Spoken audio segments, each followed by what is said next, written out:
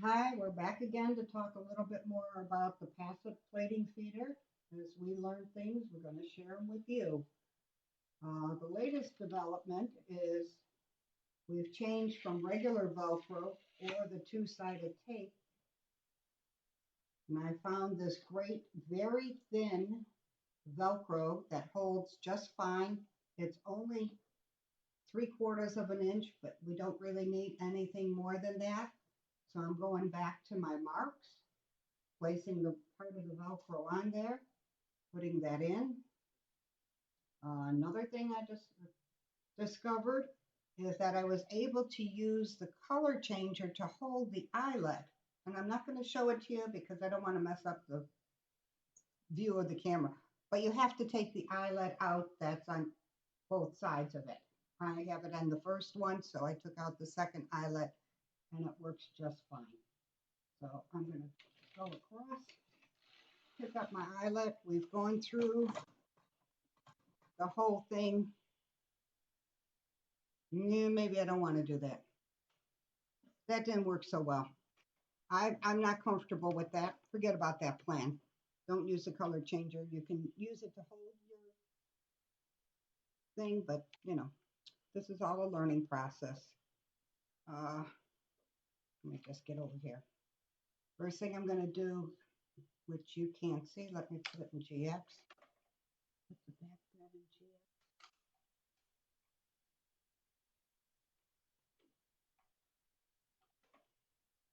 Okay, so I've got it in GX right now so that we can see this. And I'm going to turn this so that the black is lined up and the red lines up and the black lines up. So I'm going to start off by doing some single bed tuck, taking out my strippers.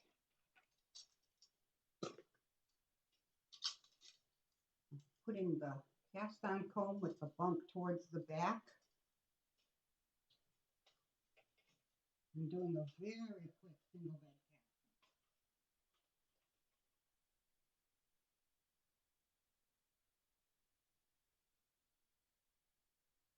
Lining the teeth up with the crowns.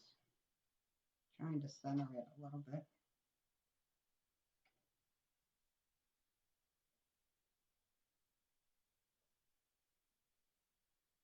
Okay, here we go. I'm on tension 6. Okay.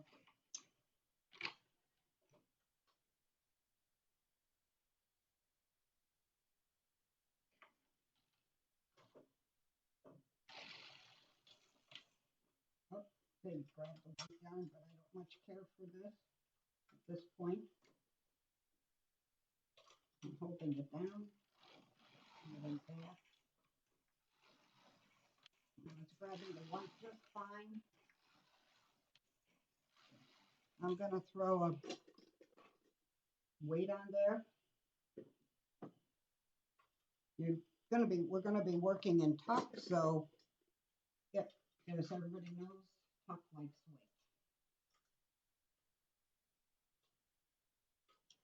weight. I'm hanging my claw weights in the loops that I've added to my river comb to the rings. I'm sorry, not weights.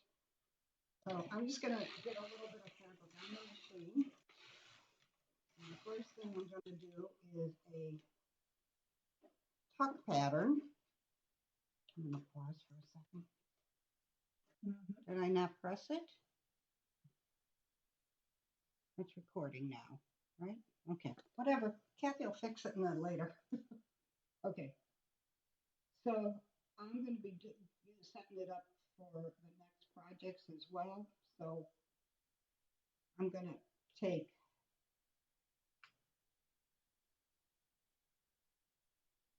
I make clusters of 3. And then I'm going to figure this out. I have my back pushers already set up, so. I promised you the good, the bad, and the ugly. This is pretty ugly.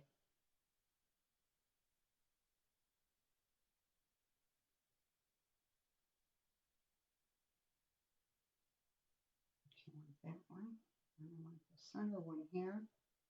Okay. Nope. That's too high.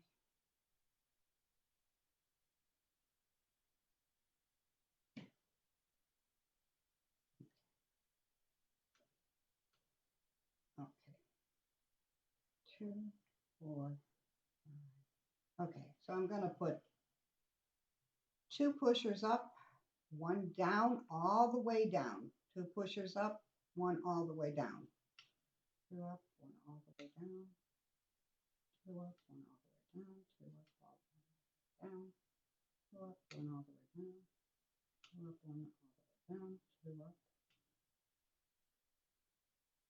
1 all the way down.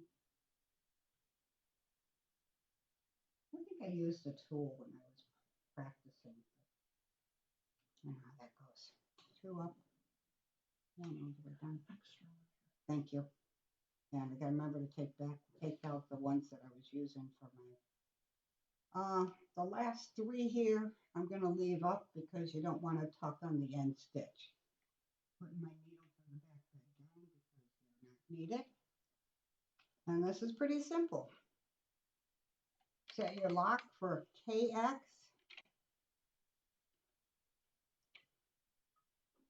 Knit 4 rows.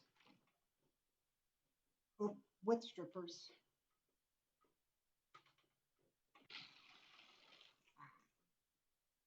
Got that floaty thing again. Because I didn't have my strippers in.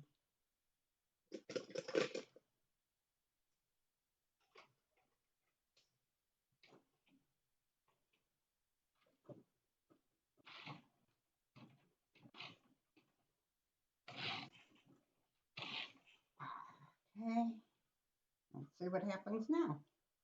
Okay, that was 1, 2, oh, no, 4,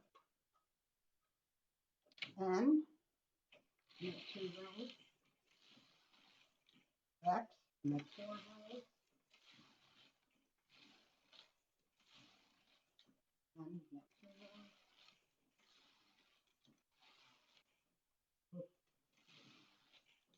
X, and 4 rows,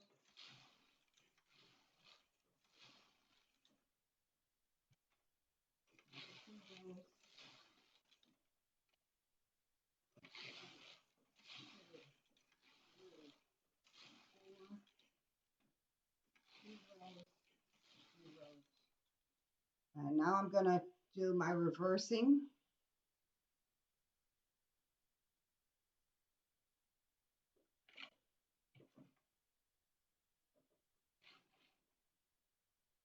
Now you see the red and the black are matching up because I'm going to reverse the colors.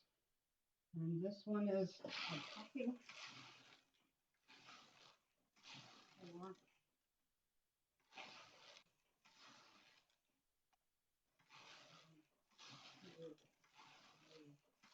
4, 4,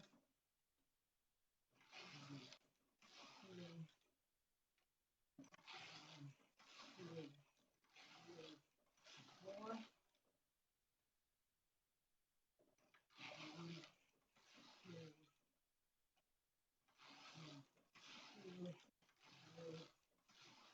You get into a rhythm and it's not really that hard to do.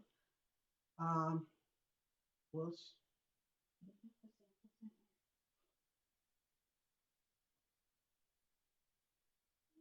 if all works out well, this is what we wind up with.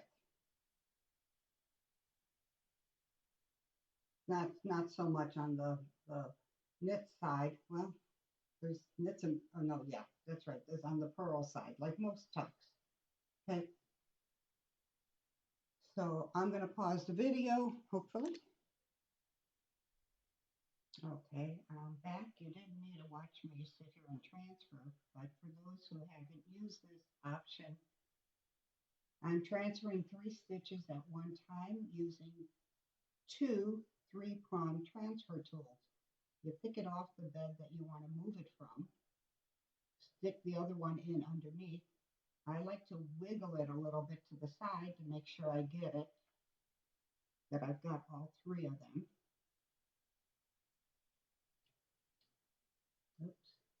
And you want to make sure that you're in the latches before you dump them.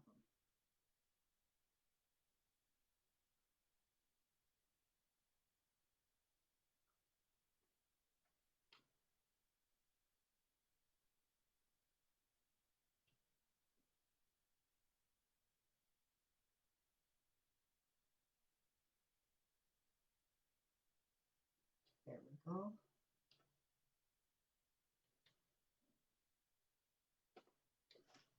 Now on the front bed, I'm taking the 3 needles that I transferred out of work along with putting the pushers for those below the rail.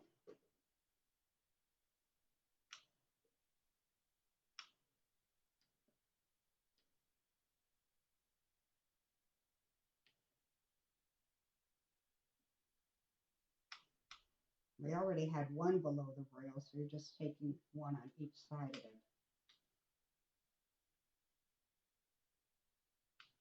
She likes you, Kathy.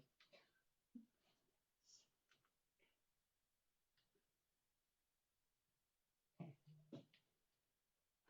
So your configuration is 1 up, 1 down, 1 up, 3 down, 1 up, 1 down, 1 up, 3 down. Now on the back bed, you have a pusher out for every needle that's in work, and the center one is in rest position. It's above the rail. And your setting is going to be front bed, N, and KX. I'm sorry, you're going to be switching between KX and N. And on the back bed, you're going to be switching between AX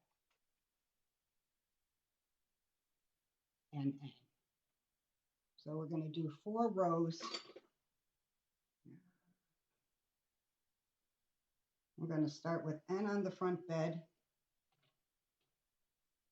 We do 4 rows. I'm going to switch my sprocket around for the colors to match.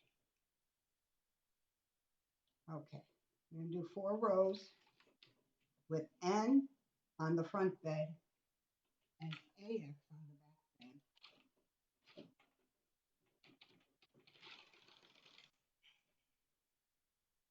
Looks like I dropped something that we won't talk about. 1, 2, 3, 4. I'm going to switch to KX on the front and on the back bed. And if we look here, we can see that that needle in the back bed in the center is piling up with tuck stitches. Yeah, depending upon your yarn and your tension, you might be able to go to 6, but I'm not going to push it today. All right, so I just switched my locks around and I'm going to knit 4 more rows.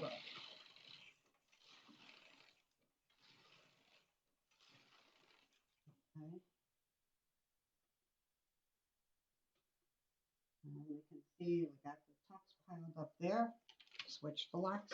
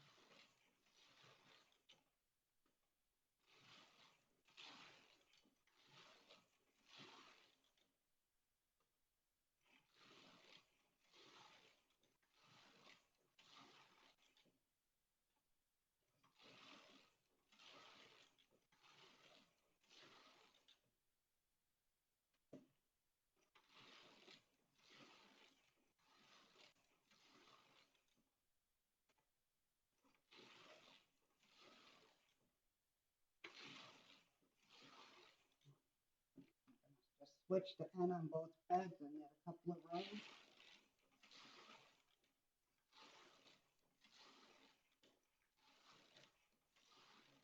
pause the video. This is what we're going for. We'll see how well we did. So it's really a totally reversible. Okay, pause the video. Okay, we're going to set up for the next one to be a cable, and I'll show you what I'm doing. Is I'm doing a 2/1 cable. I'm taking one stitch, putting it under, switching it all the way. We're still working on the same 3 needles.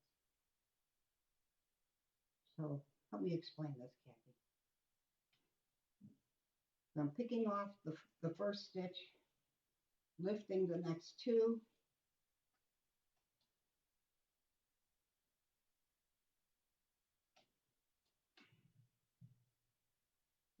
moving that over.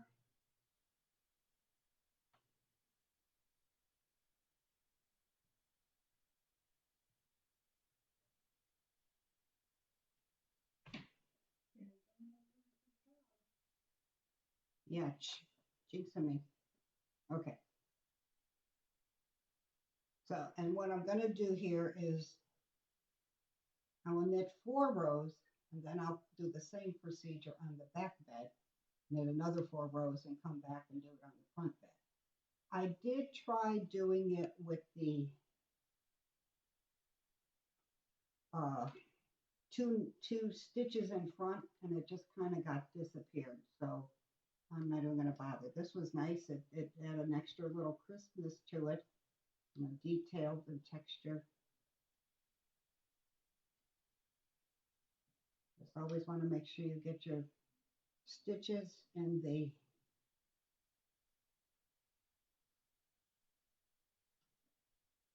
latch, and make sure your needles are put back in working position. It's not a Japanese machine. You can't pull them out to hold or upper work position.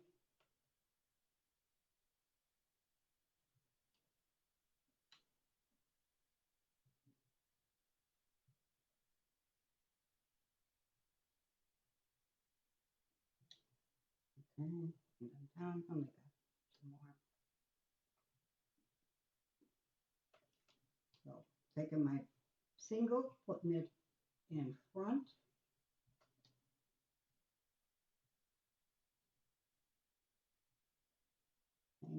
Moving the 2 stitches over 1. Lift up the 2. Lift up the 1.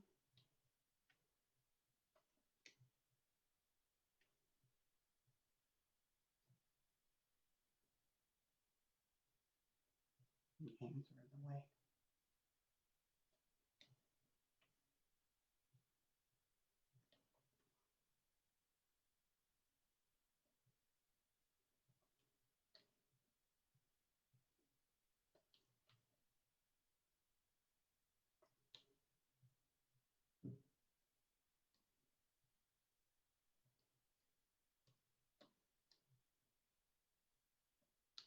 I should have rearranged a little bit more on this end, so it's going to be a bit wonky, but we know what we need to do.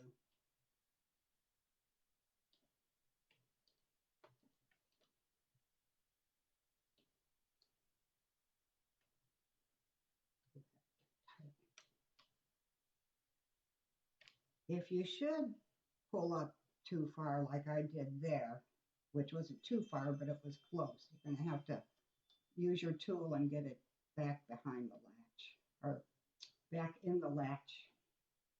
Okay, so we've done that transfer, and just because I see what I did now, I'm going to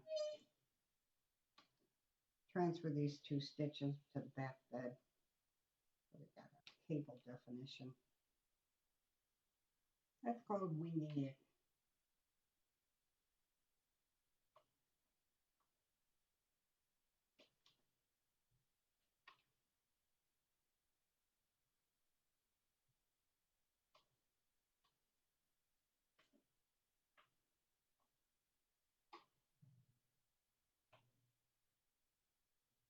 Needles and pushers out of work. On this side, I'm gonna move those to the back bed as well. One to the back bed. Now, if you noticed, I have not had any problems with the looping. So I think all the little burrs work themselves out. They're probably just hairs of filament. If you remember from previous videos, we did spray some food grade silicone in there. Okay, I'm going to knit 4 rows.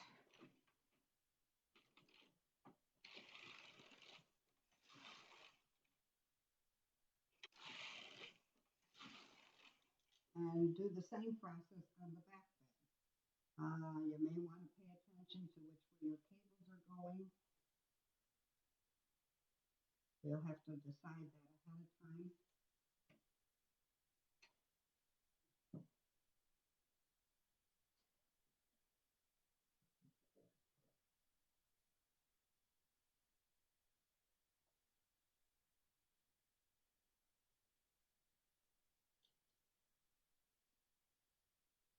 I'm just going to do a couple here where you can see them.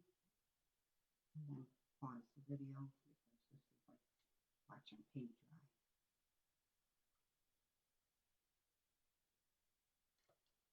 Again, I'm picking up the one. Just, whatever way you decide you want to do them. Oops. All right, both of those fell behind the latch. I put my tool back in, get the stitch on the tool, and put them back where they belong. Will not be happy if you forget to do that.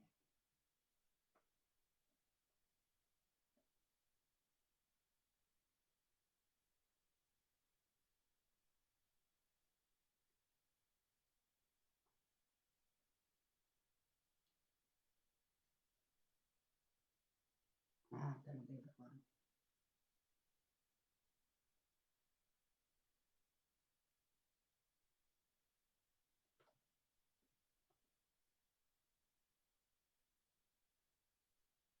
Now, one of the big uses for plating, other than all these pretty fancy stitches, would be for lining something that's itchy. Like if you were doing a metallic, you could line it with a very thin cotton without having to make a lining. That's what I did. And I did more.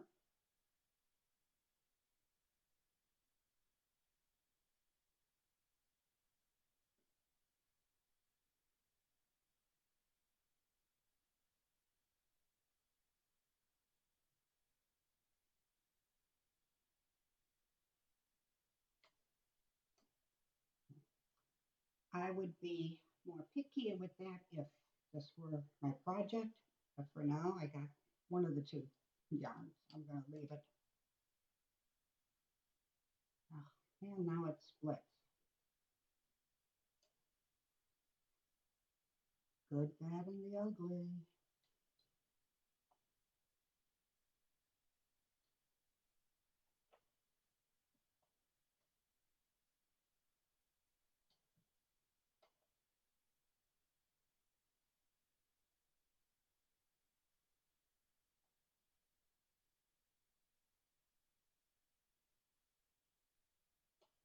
Single, or double. You can get as creative as you like with the cabling, within reason.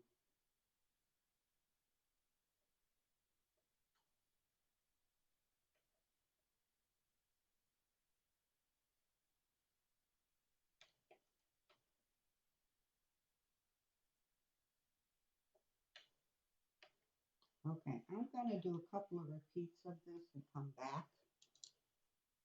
I'm going to knit 4 rows in between, and the next step will be to transfer the cable the front bed.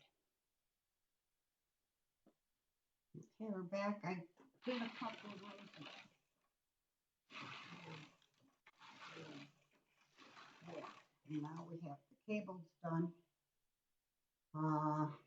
I'm going to set up for a racking pattern and use EX on the part, the zigzag part. So that's going to take a little bit of time to set up, and I'll come back to you.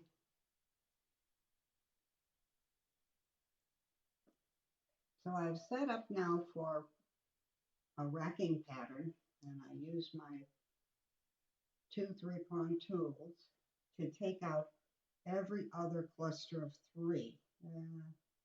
And now I'm taking the needles out of work and the pushers, needles and pushers behind the rail.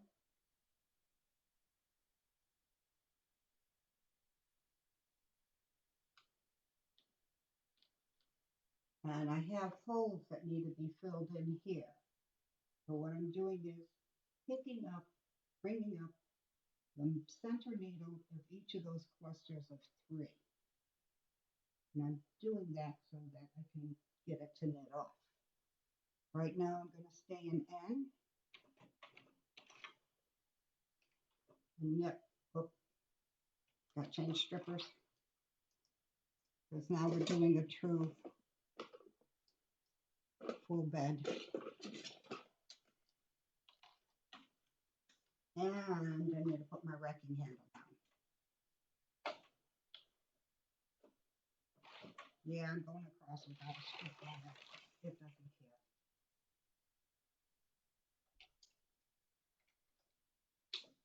Now I bring up the alternate needle so that the back bed is a full bed. And you knit a couple of rows to get me clear.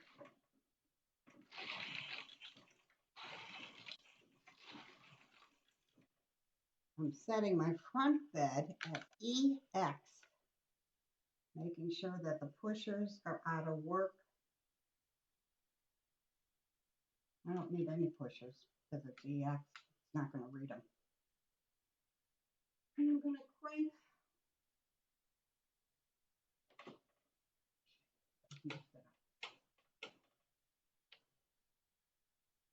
And knit 4 rows.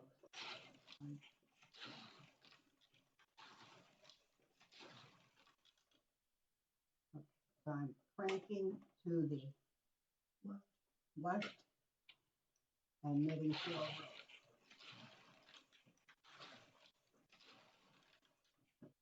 Racking to the left, knitting 4 rows.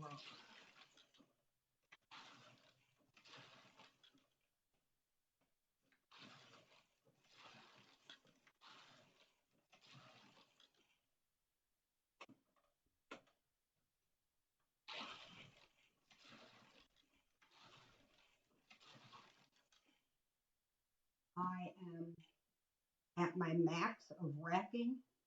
We're going to start racking to the right.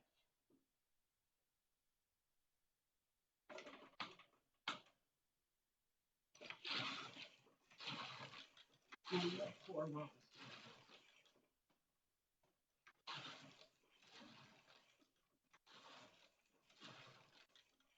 Caution you to do a dry run of this before you get started to make sure that you're in the most optimal racking position before you start, and that your solid bed of fabric is, there's enough of it for you to do the racking you want to do.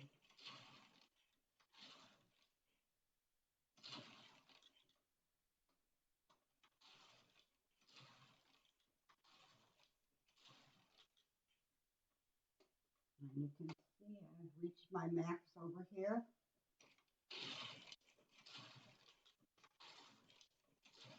I'm going to rack back the other way. And it is set at EX, so we're doing a fisherman loop on our racking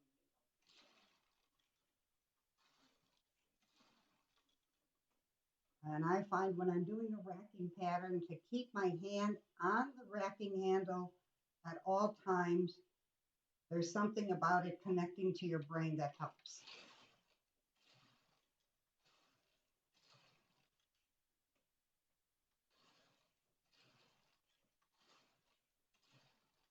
You watch here, you can see the direction everything's going in.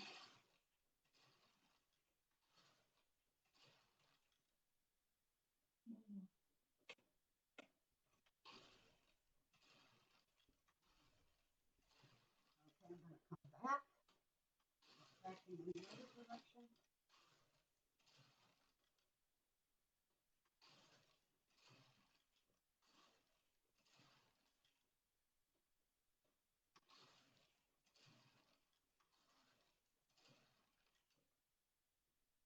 And this whole time I've kept the weights on. I do like the flow. Okay, we're about middle now. And I'm going to gently go over to my color changer, let it grab the eyelet so that I don't have to cut my yarn and retie it and all that fun stuff. And take my weights off. Take my cast iron comb off.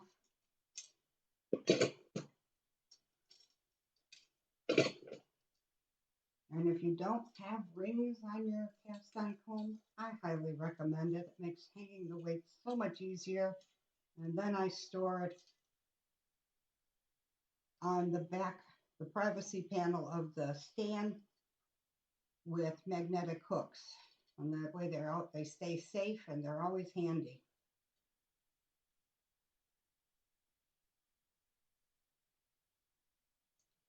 Cut this part out, Kathy. Okay. Knock it off.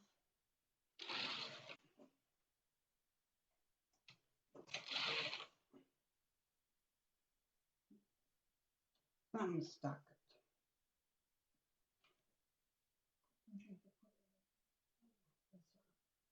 Oh, that's why it didn't it off, because it was doing the loopy thing. Thank you. All right. So where did we leave off? I think the honeycomb. And you can see my little baby cables. I went in one direction. I found the single stitch in front was much more definitive than the 2-stitch in front and 1 in the back. And I love this. I love this 2-color honeycomb. Whoops. Looks like somebody forgot to set pushers right. I wonder who that was. We'll look at this side. A little bit of cable. And then we got the racking. And I really like the racking with the EX setting because it makes it stand out more. Now you could rack as many stitches as you like. I don't want to say this. You can make your racking trail wider or narrower, whatever you like. Doesn't look like much on the back. So, and that's it, folks.